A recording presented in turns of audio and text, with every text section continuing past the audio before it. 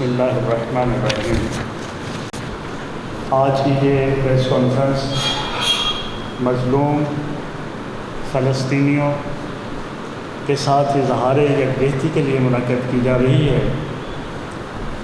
جمعۃ الوداع کو یوم القدس کے عنوان سے ہر سال پچھلے تقریباً 42 سال سے منایا جا رہا ہے، اور آج کے روز مرکزی امام بارگاہ سے ایک عظیم الشان ریلی نکالی جاتی ہے، لیکن چونکہ اس وقت ملک ایک وبائی صورتحال کا شکار ہے اور فیصل آباد میں اس کی زیادہ سنجیدگی دیکھنے میں آئی، جس کو مد نظر رکھتے ہوئے اس عوامی پروگرام کو اس سال کے لیے مؤخر کیا گیا، لیکن اس عالمی دن کے موقع پر فلسطین کے مظلوم عوام ہوں، کشمیر کے مظلوم عوام ہوں یا دنیا کی کہیں بھی مظلوم عوام ہوں، ان سے اظہار یکجہتی کے لیے اس پریس کانفرنس کا انعقاد کیا گیا۔ بسم اللہ الرحمن الرحیم۔ محترم صحافی برادران، الیکٹرانک و پرنٹ میڈیا، آج کی یہ پریس کانفرنس فلسطین، کشمیر اور دنیا بھر کے مظلوم مسلمانوں کے ساتھ اظہار یکجہتی کے لیے کر رہے ہیں۔ ملک میں بگڑتی ہوئی کرونا وائرس کی صورتحال کے پیش نظر جمعۃ الوداع کو ہونے والی القدس ریلی کو منسوخ کر دیا گیا ہے، اور ہم دعا گو ہیں کہ خداوند متعال اس موذی مرض سے جلد از جلد ہمیں نجات دیں۔ محترم صحافی برادران، آج کی پریس کانفرنس کا مقصد بیت المقدس اور مظلوم فلسطینیوں، کشمیریوں اور دنیا بھر کے مظلوموں کی حمایت کرنا ہے۔ ہم فلسطین کی آزادی تک ان کی اخلاقی، سیاسی حمایت جاری رکھیں گے اور ان کے حق میں آواز بلند کرتے رہیں گے۔ محترم صحافی برادران، الیکٹرانک و print media, Imamia students organisation Pakistan division Faisalabad اور مجلس وحدت مسلمین ضلع فیصل آباد کی یہ مشترکہ پریس کانفرنس ہے۔ حضرت امام خمینی رحمۃ اللہ علیہ کے فرمان کے مطابق ماہ رمضان المبارک کے آخری جمعہ کو عالمی سطح پر یوم القدس کے عنوان سے منایا جاتا ہے۔ بیت المقدس، جو کہ مسلمانوں کا قبلہ اول ہے، اس پر صہیونیوں نے غاصبانہ قبضہ کر رکھا ہے اور مظلوم فلسطینیوں پر مظالم ڈھائے جا رہے ہیں۔ اس سلسلہ میں عالمی سطح پر جمعۃ الوداع کو یوم القدس کی مناسبت سے فلسطینیوں سے اظہار یکجہتی کے لیے بھرپور طریقے سے منایا جاتا ہے۔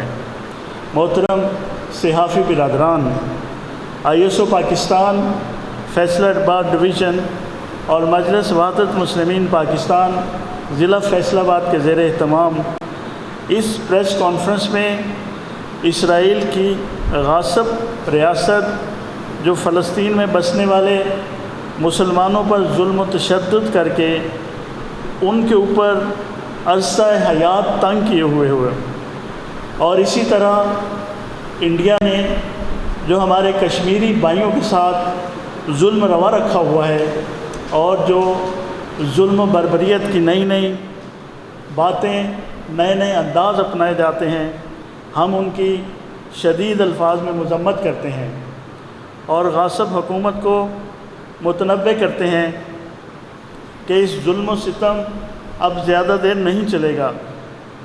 مسجد اقصیٰ مسلمانوں کا قبلہ اول ہے اور خانہ کعبہ کی طرف منہ کرنے سے پہلے مسلمان بیت المقدس کی طرف رخ کر کے نماز ادا کرتے تھے۔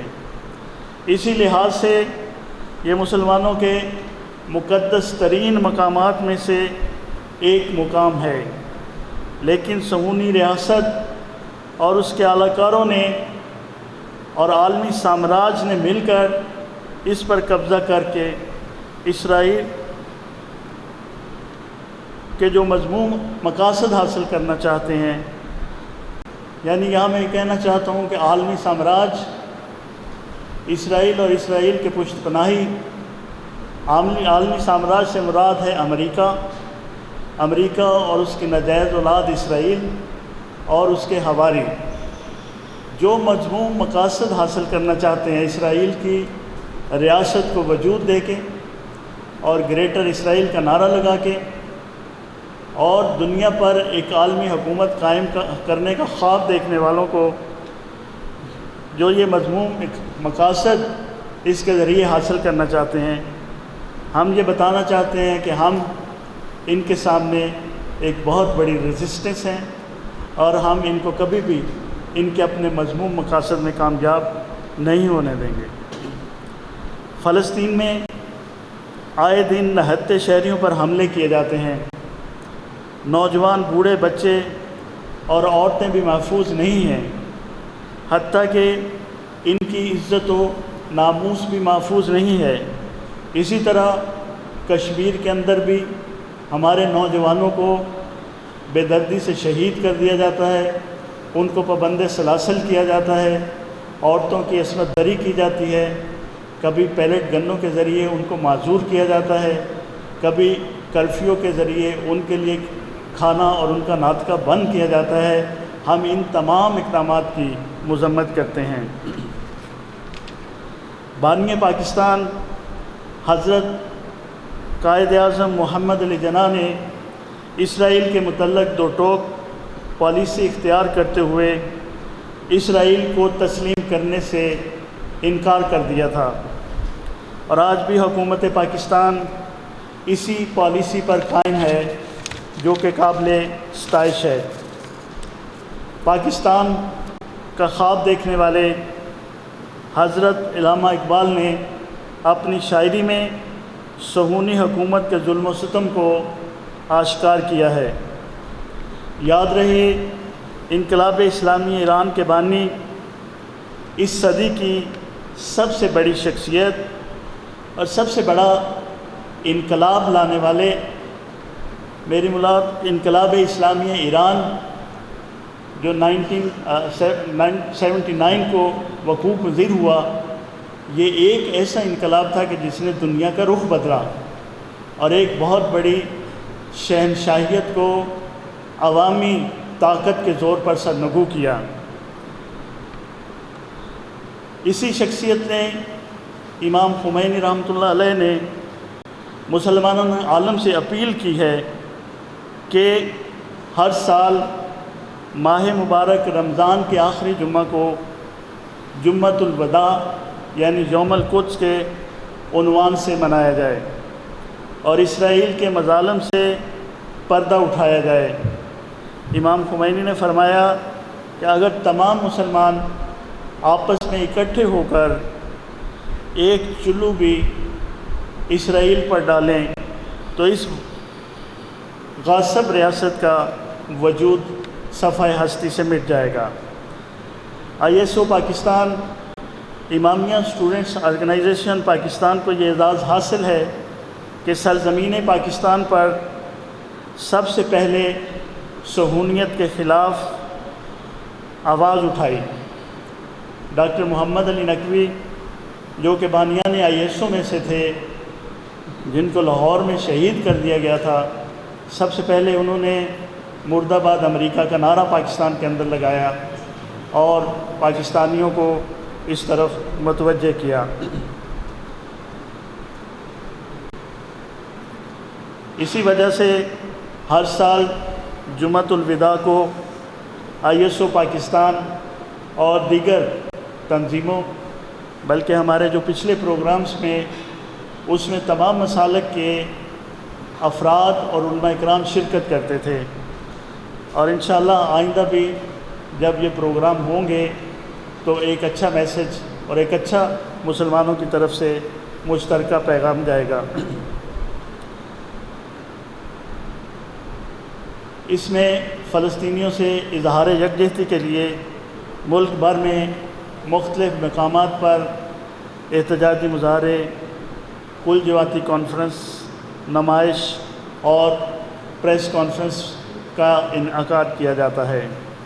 ISO فیصل آباد کے زیر اہتمام ڈویژن بھر میں اس وقت تقریباً 10 جگہوں کے اوپر یوم القدس کی مناسبت سے علامتی احتجاج کیا جا رہا ہے اور عوام الناس کو صہیونیوں کے مظلوم فلسطینیوں پر مظالم سے آگاہی دلائی جا رہی ہے۔ ISO پاکستان کا ہمیشہ یہ مطالبہ رہا ہے کہ یوم القدس کو سرکاری سطح پر منایا جائے۔ محترم صحافی برادران، الیکٹرانک و پرنٹ میڈیا، آپ کی پیشہ ورانہ ذمہ داری بنتی ہے کہ دنیا کے مظلوموں کی آواز بنیں، خاص طور پر فلسطین اور کشمیر میں جو ظلم و بربریت کی انتہا ہو چکی ہے۔ عالمی انسانی حقوق کے علمبردار تنظیموں اور اداروں کو بھی اپنی ذمہ داری محسوس کرنی چاہیے اور اس مظالم کو رکوانے کے لیے اپنا کردار ادا کرنا چاہیے۔ اقوام متحدہ کا کردار اس مسئلے پر نہ صرف مایوس کن ہے بلکہ قابل مذمت ہے۔ اسی طرح OIC کی خاموشی بھی معنی خیز ہے۔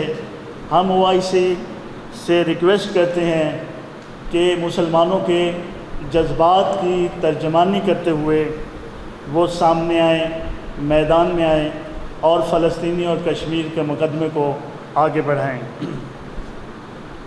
اور آخر میں ہم اس امید کے ساتھ ہیں، یقیناً بحیثیت مسلمان ہم یہ یقین رکھتے ہیں خداوند متعال سے کہ ظلم کبھی کامیاب نہیں ہوگا، ظالم ہمیشہ سرنگوں ہوگا، آخری فتح مظلوموں کی ہوگی اور مظلوم کشمیری اور مظلوم فلسطینی انشاءاللہ عن قریب ان ظالمہ اور بربریت عالمی سامراج اور صہیونی طاقتوں کے پنجے سے آزاد ہوں گے انشاءاللہ۔ السلام و شکریہ۔ اسرائیل ناسور کا واحد علاج اس کا خاتمہ ہے۔ اسرائیل سے دوستی رکھنا امت مسلمہ سے غداری کے برابر ہے۔ اس سال یوم القدس کرونا وائرس کی مشکلات کے باوجود دنیا بھر کے حریت پسند افراد، ڈاکٹروں اور جو کرونا وائرس کے اوپر ورک کر رہے ہیں ان کی ہدایات کے مطابق عمل کرتے ہوئے منا رہے ہیں۔ فلسطین کی شجاع اور ثابت قدم عوام سے اپنی بھرپور حمایت اور ہمدردی کا اظہار کر رہے ہیں۔ یوم القدس ایسا دن نہیں ہے کہ جو فقط قدس کے ساتھ ہو، بلکہ مستکبرین کے ساتھ مستضعفین جو لوگ کمزور بنائے گئے کے مقابلے کا دن ہے۔ امریکہ اور اس کے علاوہ دوسروں کے ظلم میں دبی ہوئی قوموں کے بڑی طاقتوں سے مقابلے کا دن ہے۔ ایسا دن کہ جس دن دنیا میں وہ لوگ جو کمزور کر دیے گئے ظالم اور سامراجی نظاموں سے مقابلے کے لیے تیار ہو جائیں اور ظالموں کے ناک زمین پر رگڑ دیں۔ انسانی تصور سے بالا تر یہ جرائم در حقیقت صہیونی حکومت کی بھیڑیا صفت اور نسل پسند طعنیت کا حصہ ہیں اور اس کا واحد علاج اس کی نابودی اور اس کا خاتمہ ہے۔ سینچری ڈیل اور زمین کا نظام غاصبانہ قبضہ اور روابط کا معمول پر لانے کی کوشش دم توڑ رہی ہے اور فتح و کامیابی امت مسلمہ کا مقدر اور یقینی ہے۔ آج کا دور ایسا دور ہے جس میں بیت المقدس مسلمان فلسطینی باشندے نے اپنے گوشت اور خون کو مسجد اقصیٰ کے دروازے کی ڈھال بنا کر رکھا ہے۔ فلسطینیوں اور صہیونیوں کے درمیان جاری تنازع قدس شریف کی تشخص کی جنگ ہے اور اس پر امت مسلمہ کبھی سمجھوتا نہیں کرے گی۔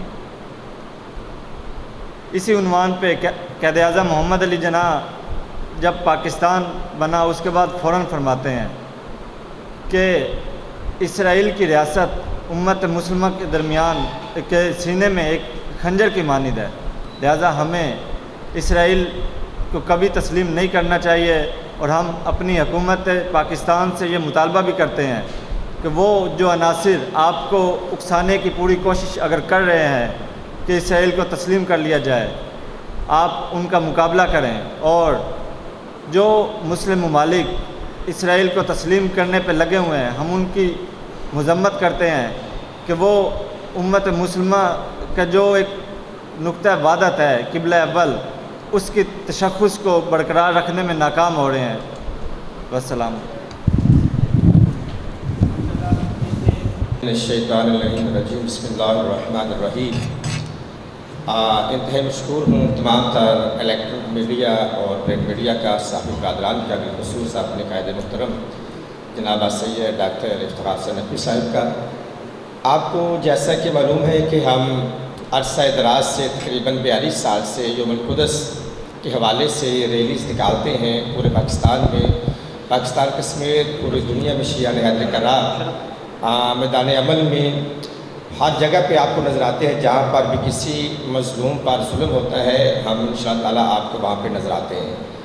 آج کی اس عظیم پریس کانفرنس کا مقصد جو کہ ریلی تھا، لیکن حالات حاضرہ کے پیش نظر کورونا کی وبا سے ملک پاکستان گزر رہا ہے، اس لحاظ سے ہم نے پریس کانفرنس میں اپنا احتجاج ریکارڈ کرانے کے لیے آپ صاحبان کو زحمت دی۔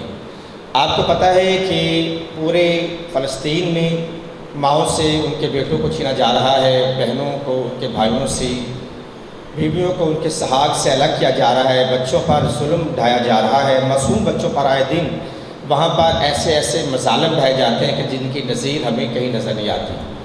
تو الحمدللہ السید عظیم لیڈر، 20ویں صدی کے عظیم لیڈر آیت اللہ العظمیٰ السید اللہ خمینی کے حکم کے مطابق ہم 42 سال سے یوم القدس کے حوالے سے پروٹیسٹ کرتے ہیں، احتجاج کرتے ہیں۔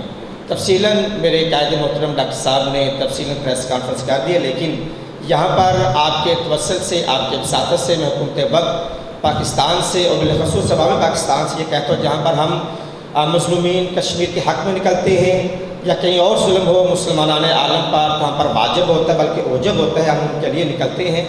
تو فلسطین کو کچھ عرصہ دراز سے تھوڑا سا پس پشت ڈالا جا رہا ہے، اس کے سلسلہ میں اپریشیٹ کروں گا اپنے حکومت وقت کو، بالخصوص وزیر اعظم پاکستان کو، جس طرح انہوں نے اقوام متحدہ میں کشمیر کا مقدمہ لڑا ہے۔ میں ان سے آپ کی توسل سے یہ گزارش کروں گا کہ فلسطین کے مسئلے کو بھی اقوام متحدہ میں لے کر جائیں، تاکہ جو فلسطین کی مظلومین عوام پر جو ظلم ڈھائے جا رہے ہیں ان کا ازالہ ہو سکے، اور بیت المقدس جو ہمارا قبلہ اول ہے اس کی آزادی منظر عام پر آئے، تاکہ جو قبلہ اول کی وہ تمام تر فضولی و برکات ہیں جس سے ہم ابھی بہرہوار نہیں ہو رہے، پروردگار عالم ہمیں ان سے بہرہمان فرمائے۔ السلام علیکم ورحمۃ اللہ وبرکاتہ۔